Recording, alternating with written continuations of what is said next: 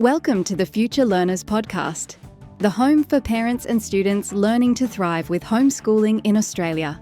For the parents who know their child deserves an education built around them, and for the students who are ready to learn in a way that finally feels like home. Your hosts, Brett Campbell and Ellen Brown, are the co-founders of Euka Future Learning, Australia's largest online K-12 homeschooling provider, trusted by tens of thousands of families to deliver a flexible, student-led education with a state-based Australian curriculum.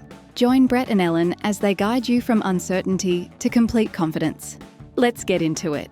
Welcome to the Future Learners podcast. This week, Brett and Ellen break down why mid-year is actually the best time to make the switch to homeschooling. For many families, it's one of the most Googled search terms in mid-year going, can I start homeschooling now?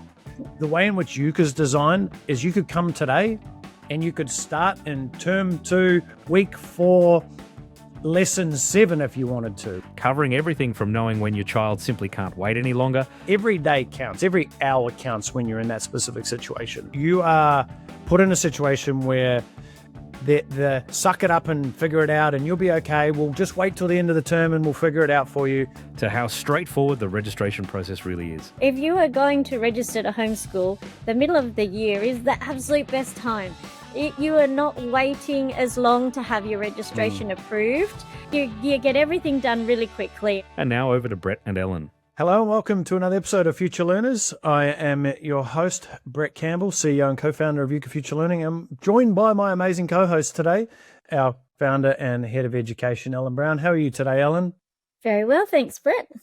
Very, very good to hear. So today we are going to be tackling a topic that is very timely. Again, depending on when you're listening to this, I'm sure there's going to be relevance to it. But we are currently in the timeline of where term 2 is sort of underway in the traditional schooling sense, and term 3 is nearing. And we want to, I guess, bust a handful of myths that a lot of families believe or assume, and probably better use of language. They assume that there's a lot of obstacles that you need to jump through and to be able to start homeschooling in mid-year. So I want to talk about that, Ellen. It's a very, very important topic. And it's also a very serious topic as well, because, the ability or inability to make the decision now can become a very regretful decision for many families, as we'll sort of talk about as well. So let's talk about, Ellen. We're talking here specifically to any of those family members who are out there, they're considering homeschooling. They'll have their own unique circumstance that's occurring right now. Maybe it's because they want to jump in an airplane and go travel around the world, or you want to go travel around Australia for the rest of the year, or maybe a life situation's occurred and it's sort of now got you double thinking and double guessing. Or maybe there's a situation as it relates to your learner themselves, and maybe they're just not doing the greatest, or they're sort of erring towards that school refusal, resisting, and they might not be doing so well, or fill in the blanks of number of reasons, which we'll talk about. So let's look at this, Ellen. I want to talk because I think there is I quite often hear this in parents when they're in the schooling system. They're like, we'll look to move, or we'll look to change our life. We'll look to make this major life decision when our kids finish school. Right. And they might have 5, 6, 7 years of school left. And it's amazing the impact that our children in the schooling system can possibly have as it relates to us looking at and designing our lives and so forth. So one thing that we're very happy about is that is not the actual case. You don't have to do that. You don't have to put all your eggs in the specific basket. So let's talk through, Ellen, the sort of key thinking steps that families need to go through and they may be considering right now, as we're a handful of weeks out from term 3, middle of the year, quite a big moment in time. So, Yeah, well, one of the first things that I would say is if you think about a child before they even go to school, you don't put learning into blocks. Yes, sure, they might learn to walk, but you don't say, once they've learned to walk, then I'll do such and such, because quite often then you think, well, what about when they're running, or when they're hopping, they're skipping? Learning is something that just moves along in a natural trajectory. However, when it gets into the school system, we say, oh, yes, but there's years and there's terms. And we start to say, oh, well, I'll wait till the end of this term or the end of this year. And I think it's really important that parents understand that whether it's the end of the year, beginning of the year, middle of the term, that learning is still progressing. So making a decision that you need to make a change is just as relevant in the middle of the year, in the middle of a term, in the middle of a week, as it is thinking that somehow there's a magical thing to wait for January. Well, it's that mindset that we all have as humans, right? You see it probably at its greatest impact when the concept of New Year's resolutions comes around. It's like, oh, I'll start this then. Or, yeah, we've all heard I put my hand up here. I've done this a million times myself. I'll start on Monday. I'll just wait till Monday. But as we know, that's often a coping mechanism for what I'm trying to do right now is to actually avoid probably the conversation that I really need to have, and it's hard because society is set up in these blocks and chunks and times. And that's why we have a second, a minute, a day, etc., because it allows us to sort of work within these confined spaces. But when it relates to our children, this is something, again, that we're massive advocates on. And that, again, it's one of the primary reasons that Euka exists today, is to be able to be the supporting backbone of those families who can't wait anymore, right? They're in a situation, and you said something there that I think is important, is you don't even have to wait till the end of a term. Like we've got families joining us every single day of the year, throughout the year, for whatever specific unique case that they have themselves. And what we want to share in this episode is really you don't have to wait, right? You don't have to wait to make a decision. And a couple other parts that we'll talk to about that as well, and is trying to remove the enormity of the decision, right? We know that it's a huge decision for a lot of families to go against what you would call the traditional system of how we believe education should be delivered, just because that was our exposure to it, our grandparents' exposure, et cetera, right? So totally understand that there is a huge level of importance around this decision. But in order to make big decisions, what I often do is I try and actually look at the decision for what it is, and I chunk around it. Meaning, so if I'm making a decision that today I think it's the best decision for my child and the family right now to remove my child from school. We'll use the example of bullying, right? 1 in 3 of our families come to us for the specific use case, which saddens my heart to the nth degree. And you don't really have a choice. You are put in a situation where the suck it up and figure it out and you'll be okay. We'll just wait till the end of the term and we'll figure it out for you. Like every day counts, every hour counts when you're in that specific situation, So what I often try and do is, and I encourage anyone, whether it's you're making a decision around homeschooling or not, is look at the decision for what it is right now. It's like, is moving my child or taking my child out of this arena, this environment right now, the best decision? Most cases in a bullying, absolutely, it definitely is. And then look at the decision for what it is, not bigger than what it is, because a lot of, people's minds wander off and go, oh my God, if I take my kid out of school, they're never going to be in school ever again. And I have to be their teacher for the rest of their life. Oh my gosh, I can't do it. And then the bigger than what it is stops you from making the decision that's most important right now. Right. So that's very important to not try and amplify the decision, meaning, and I'll share some stats here because I think it's always nice for parents and families to know that, look, you're not the only one going through this specific situation, right?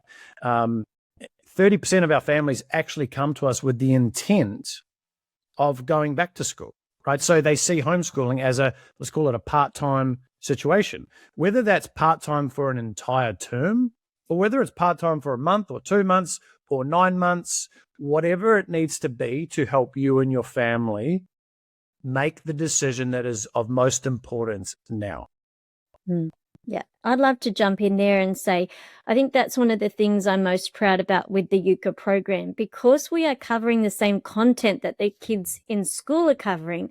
That gives you as a parent that confidence that if you pull them out for a while and they continue on with their learning, it gives us space to be able to deal with whatever challenge it was that caused them to have to come out of school. So if they are getting some mental health support, or there's some physical challenge or a learning challenge that you're starting to work on, that you're not got built on top of that your child's missing out on what's happening in school. Because what we sometimes see is if they've exited school because of a bullying or a mental health kind of issue, then, you sort of think, oh, just take them away from that for a while. But then what happens is that on top of that is building this thing that somehow I'm behind now. I'm behind in my learning and I want to go to university, or I'm behind because I want to be learning the same things as my peers.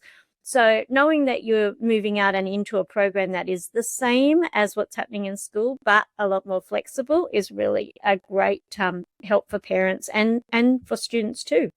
Yeah, and one of the things we often quite find is it's the opposite of I'll get behind, because you now remove your child from a specific environment. They will feel safer.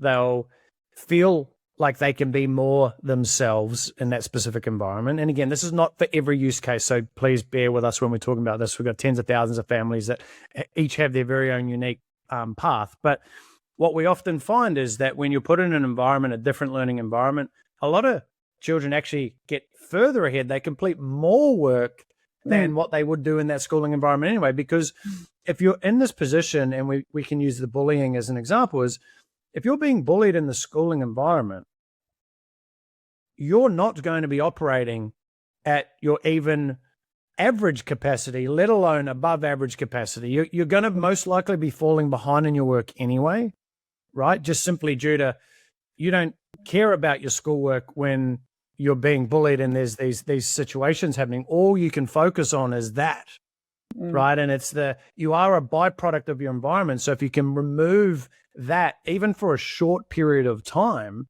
in many cases can help uplift your view on things. And it can give you, it's called the gap. It's sometimes you just need to, and a parenting tip here, something that I try and practice every single day, is when you get to a level of possible frustration, instead of saying what you would like to say, take a gap, take a minute, go walk around the house, come back, and you're probably most likely not going to want to say that.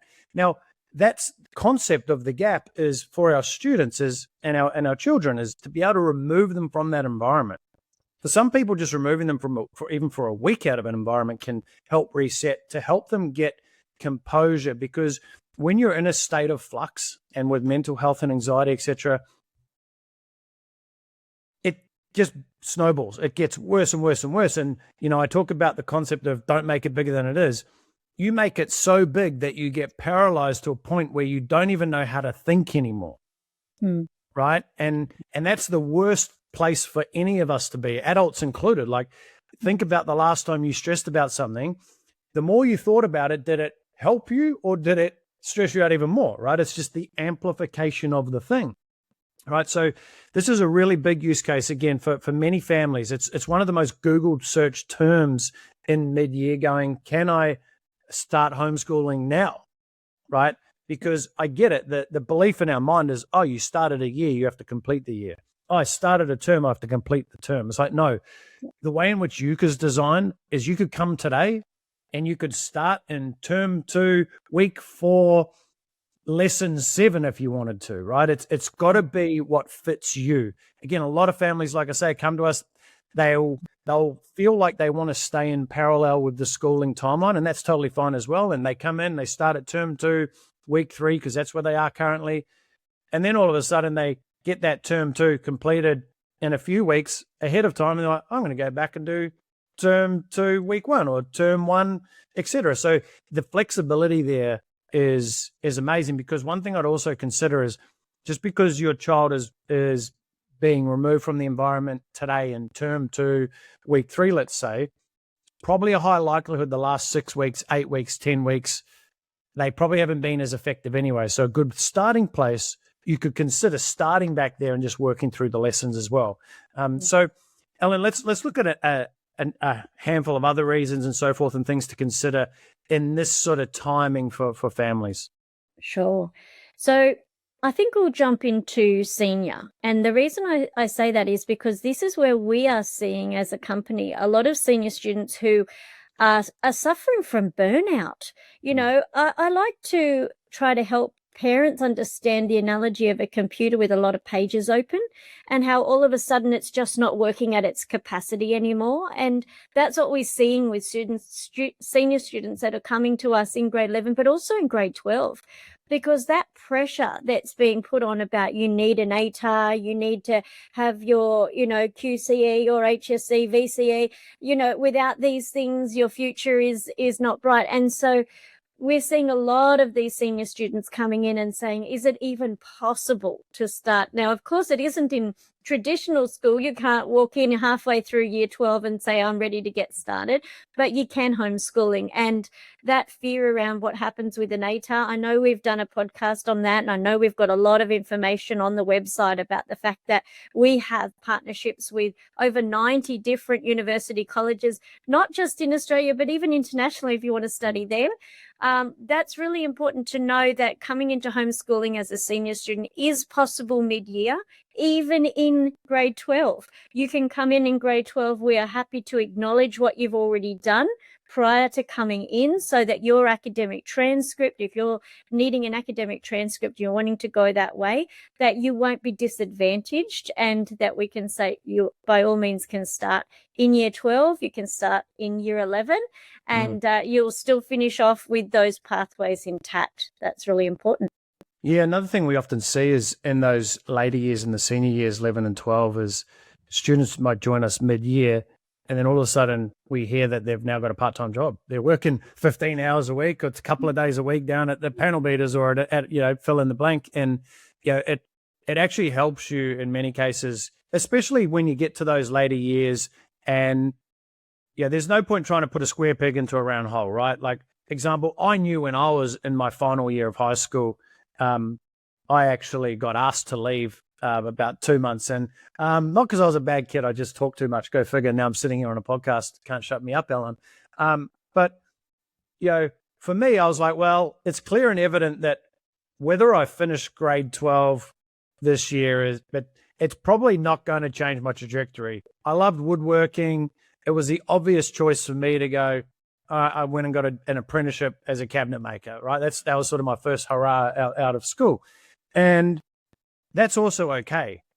Like, I didn't have to finish school because of this concept of, if you start it, you have to finish it type thing. It's a very different mentality. I know, and obviously I was in school many moons ago, but and things have changed in this day and age, but it's like, you're going to know at the end of that sort of senior timeline what your child has more of an interest in, and there's so many opportunities for our teenagers to be able to advance into different things and not have to feel the burden of still finishing, to get an ATAR, because who uses those numbers? Who even uses that now in hiring anyway? I could tell at Euka with over 100 people in our team of considering going, I've never looked at anyone's ATAR or high school certificate or even how far you went through school. But that aside, I think it's a good sort of reframe for families and parents going, if your child's more interested in something else, there's a possibility where, hey, look, you can still get them to continue on their learning, because, look, there is still valuable things that you could be learning, and subject selection is very different in high school as well, and they still might be trying to figure out what their interests are and what path they might want to go on, so that's totally cool. But whilst doing that and possibly taking a part-time role or even a full-time role, one of our students was featured on, was it Channel 9 or Channel 7? I think maybe both of them, and he was working in his dad's business, earning $30,000 as a 16-year-old. So and he got to advance and get sort of what we'd call an unfair head start on his career, right? Because he fell in love with the business and being an entrepreneur and all of those things. It's those are the, I guess you'd say, the nice byproducts of knowing that if your child is no longer destined or wants to finish high school, there are other options, and in many cases better options for them to be able to set them up for success, because that's why we do all of this, right? We want to set our children up for success after school, Mm. right? It's not about we need them to finish school, So yeah, let's Alan, talk to the points of, okay, we've got a family right now, for whatever reason they're considering homeschooling. They're like, what do I do? Let's talk about registration and what we need to do, like that, from a formality perspective as well. And let's step them through the steps of this. Yeah, you probably saw my face get all excited there. I got excited because if you are going to register to homeschool, the middle of the year is the absolute best time. You are not waiting as long to have your registration approved. There's, you get everything done really quickly, and it's a nice time of year. Instead of, I've got to say, January, February, poor people in the Department of Education and home education units that are doing approvals, they are in overtime. So this is a great time of year to get time you need for advice and to be able to move through that process quite quickly. So obviously, if you're coming out of school, you need to let the principal know that that's what you're planning to do. Just let me mention, you don't have to ask permission. That's a big one. Parents think the principal's got to say, yes, so you're allowed to. No, you as a parent have the absolute authority to make that decision. And you can let the principal know that that's what you're planning to do. And then you can put your application in. So I'm talking generally here because, of course, we've got students and parents listening from across Australia. But generally speaking, what happens is you'll let the principal know. You'll get online. You'll get your application to homeschool. You'll get onto Euka and get your education plan organised. And so you'll put your plan together with your application and you'll send that in, and then it won't take so long because it's the middle of the year, and they'll get back to you and let you know that you have your approval. You'll let the school know. So the timing on it will depend on your situation. If you've got a situation that's very important that you immediately withdraw from the school system, you might need a medical certificate, a psychologist kind of certificate to say it isn't in your best interest for your child to be back in school while waiting for your approval.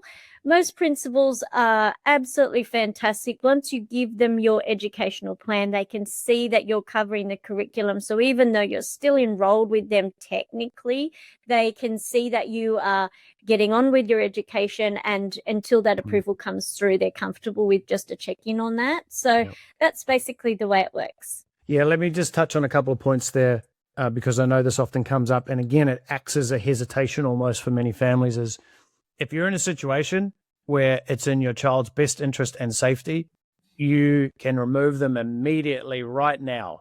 You don't have to wait for a psychologist review or a note to give to your principal, etc. Obviously, you have to go through those steps. Let your principal know because they're going to, duty of care. Where's the student? But you can remove your child whilst working out all the other pieces. One thing, and a shameless plug for Euka, obviously, is, again, having helped tens of thousands of families, we know the journey, we know the obstacles that you face and the roadblocks that you can come up against. So, first step, the easiest step is head over to our Euka website, and then you can look to start to enroll. And through that process, we offer a service called registration service, which effectively you just fill out a short questionnaire. Then the documentation is given to you, and then you submit that. That's effectively how easy it is. Other alternatives is you actually go to the department website, and unfortunately, you're gonna have to navigate through a lot of rigmarole and get. You have to create your own working plan and what you're going to submit, and so on and so forth. So that is one beauty of looking at Euka and selecting Euka. What I would also say is we have, and I'm going to put it out here because I'm just so pumped about it, Ellen, is we have just recently created a complete guide to confident homeschooling course. And by the time this episode goes out, I'm hoping that course is already out and available. And if it isn't, make sure you bookmark to go back and check it out. But you're going to be able to find that on our website as well. And you can go to the resources tab, and it should be sitting up there. Click it. Enroll in the program. We cover 9 modules, and we talk about a lot of these things in a lot more detail. Like how do you set your day up? How do you set yourself up for success? These are all important things no matter when you're starting, whether you start at the start of the year or August 26th, right? So anything else, Ellen, that we need to touch on that sort of any words of advice that you could have for any families now considering the switch into term 3? Yes, I would just say if your child was needing some individualized learning planning in school, the chances are they may still need that when they're homeschooling. Euka does offer that, where we can adjust the level for maths and English and things like that, so that you can still have that support that you might need. Sometimes you don't know until you get started. Our team is able to help you and adjust those things for you as you go. So, don't let that be a roadblock. We can work that one out as we go. Yeah. Yeah. If we work off the premise that everything is figure outable, then we are all good to go. So with that said, hopefully this has been of value to you. If you are a Euka family, thank you for joining us and being a part of our community and allowing us to assist in the development and of your child and also the success of your family, because that's really where this leads to. So Ellen, let's we'll say our goodbyes and we'll see you all in the next episode.